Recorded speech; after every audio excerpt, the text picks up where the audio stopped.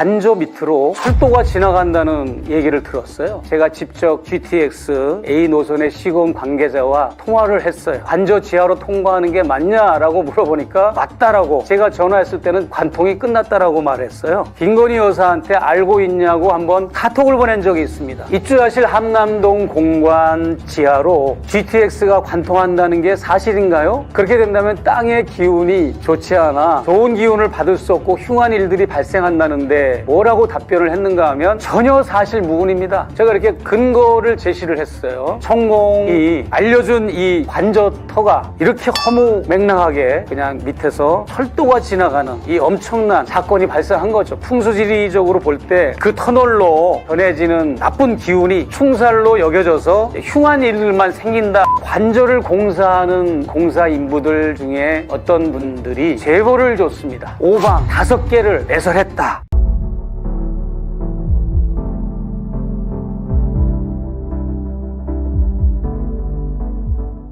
요 장면은 지금은 이게 허가가 안 떨어집니다. 이거는 할 수가 없어요. 한참 한남동 관저로 이사한다.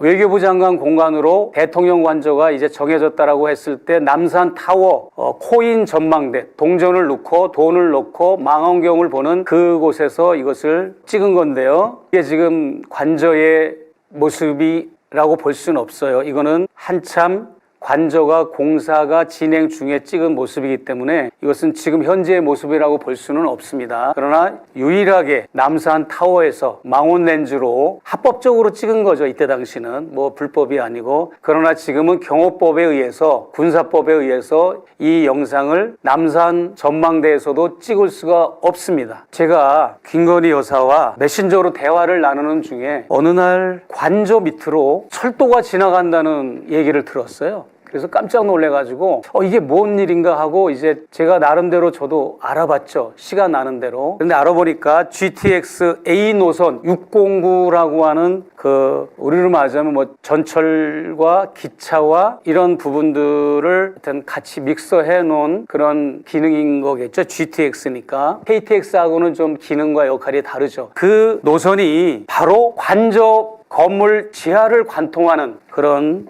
아주 웃지 못할 사건이 발생한 겁니다. 그래서 알아보니까 2022년 10월에 제가 직접 GTX A 노선의 시공 관계자와 통화를 했어요. 통화를 해보니까 이게 맞냐? 관저 지하로 통과하는 게 맞냐라고 물어보니까 맞다라고 확인을 해줬습니다. 그리고 시속 180km로 달릴 수 있는 그런 터널이다. 그리고 이미 관통은 다 끝났다. 제가 전화했을 때는 관통이 끝났다라고 말했어요. 그리고 굴착을 지난해 말에 또 했고, 이제 앞으로 남은 것은, 그때 당시 통화할 때 앞으로 남은 것은 구조물 공사만 남았다 이렇게 얘기를 했어요. 그래서 제가 그 얘기를 듣고 김건희 여사한테 알고 있냐고 한번 카톡을 보낸 적이 있습니다. 그러니까 그나저나 새로 입주하실 공간은 마음에 드세요? 외교부 장관 공간이 그나마 격조가 있을 것 같아요. 제가 이렇게 추임새를 넣어드렸습니다. 그랬더니 김건희 여사가 경호처에서 그쪽이 낫다고 강력 권유해서 육참 총장 공간은 민가와 너무 가까이라 안 된다고 들었습니다. 근데 이 내용을 보면 항상 객체화 하잖아요. 사실은 본인이 주체가 돼서 본인이 다 주도하고 본인이 다 이것을 휘둘렀는데 이 일을 항상 뭐 경호처에서 권유를 해서 이 일을 한 거다. 뭐 이런 식으로 이제 객체화하는 어법을 많이 쓰죠. 보시면 아시겠지만 얼마나 왜곡하는지. 쇼핑하듯이 나무 자르라고 했다고 정말 기가 막히네요. 나무를 함부로 잘랐다. 이미 그때는 정의용 외교부 장관이 나가지 않고 직무를 보고 있었던 때입니다. 문재인 정부가 끝나지 않은 때라. 그런데 이제 거기서 나무를 치라 지시한 거, 이런 거를 이제 물어보니까 전혀 근거 없는 소리다 하고 이제 일축을 하고 송영길 대표를, 그것을 지적한 송영길 대표를 막 뭐라고 야단치는 그런 장면이고요. 설령 내가 그렇다고 쳐도, 내가 나무를 자르라고 지시를 했어도 그게 왜 내가 욕먹을 짓이야? 라고 다 이유가 있어서 그런 거지 라고 저에게 항변하는 이런 답변을 했어요. 그리고 거기에 대한 합리화로 저는 기본적으로 나무를 벤다는 것 자체를 싫어해서 그런 일이 없었다. 말도 안 된다 이렇게 항변을 하고 나무를 옮기면 모를까 저는 생명을 아주 중요시 여기는 사람이라 식물이건 동물이건 저는 그런 식으로 자르라 죽이라 뭐 이런 건 안 한다는 거였죠.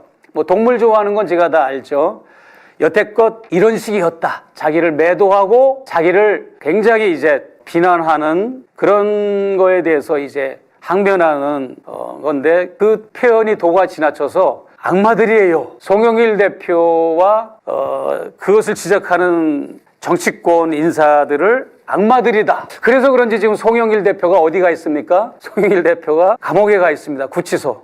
심각한 거죠. 그리고 나무를 자르는 거에 대해서 계속 이어집니다. 말도 안 되게 저렇게 거짓으로 매도를 한다. 그러나 여러분 실제로는 그런 지시사항이 있었던 게 맞습니다. 그런데 아니 땡 굴뚝에 연기 난다고 하는 뜻이 아니라 분명히 정확한 근거가 있습니다. 그리고 외교부 장관 공간에 들어가서 먼저 거기를 살펴보기 위해서 정의원 장관의 사모님을 밖으로 불러내고 거기를 뭐 돌아보고 이런 과정에서 굉장히 모욕감도 느끼셨고 그러셨는데 아무튼 그런 거에 대한 질문을 이렇게 저에 대한 질문을 이렇게 합리화하는 모습입니다. 갑자기 저보고 선생님이라고 그러시네요. 목사님이라고 그랬다가 그러면서 많이 도와달라. 그리고 본인이 억울한 인터넷 매체 이 기사를 링크를 저에게 보내주면서 억울함을 호소하는 장면이었어요.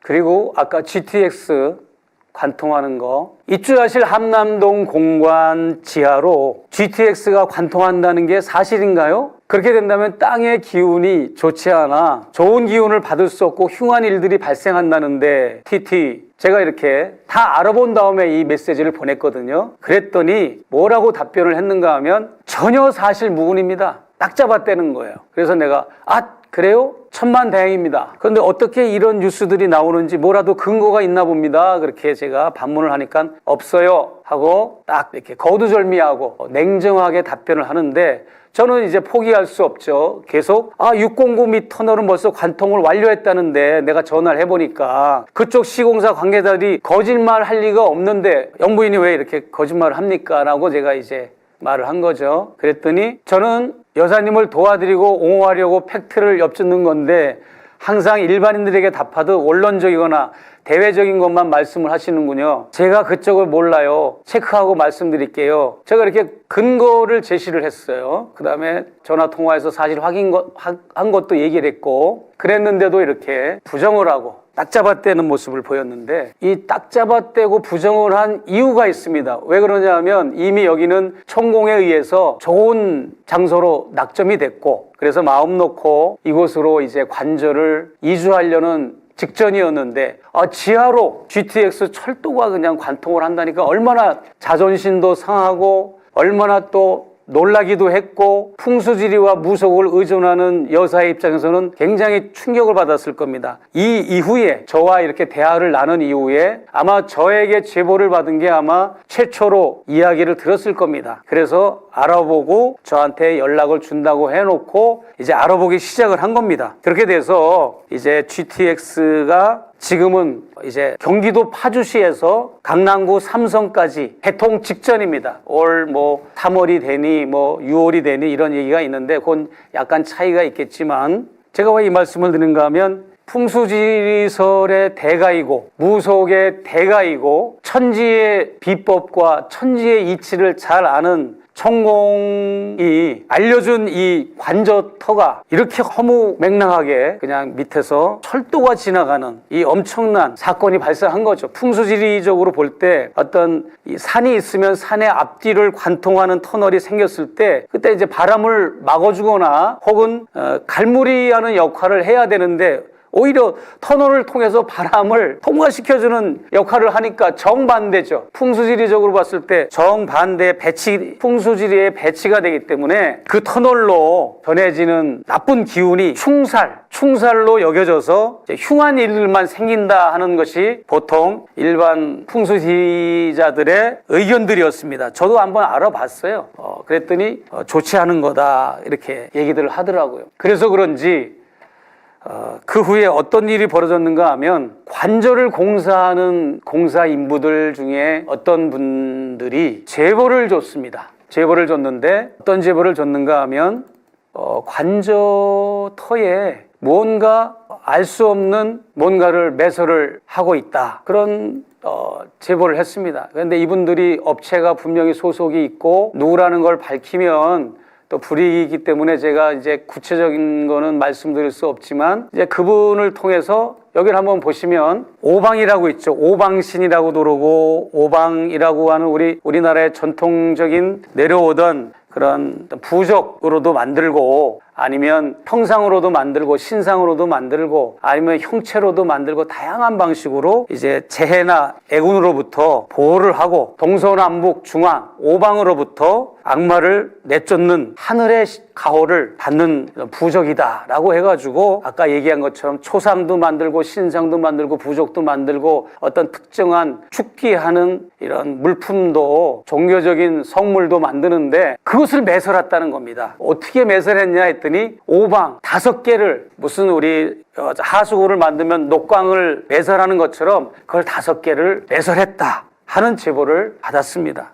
아마 무속이나 역술이나 풍수에 깊이 빠져있는 김건희 여사로서는 밑에 터널이 통과한다는 충격을 받고 굉장히 충격을 받고 상념에 빠져서 천공에게 상의를 했던 것 같습니다. 그래서 결국은 이 오방과 관련된 주술을 시도했던 거다 하는 것으로 저는 해석을 할 수밖에 없습니다. 이명수 기자께서 김건희 여사의 카바나 컨텐츠에 강의를 하고 강사비로 받은 액수가 105만 원입니다. 100만 원이면 100만 원, 150만 원이면 150만 원, 110만 원이면 110만 원인데 105만 원이라고 하는 것은 기존 강사비는 100만 원인데 5만 원을 더 주는 겁니다. 이 오방의 신을 오방의 복을 받아라 이런 뜻인 거죠. 그분들의 어떤 생활 습관이고 생활 정서입니다.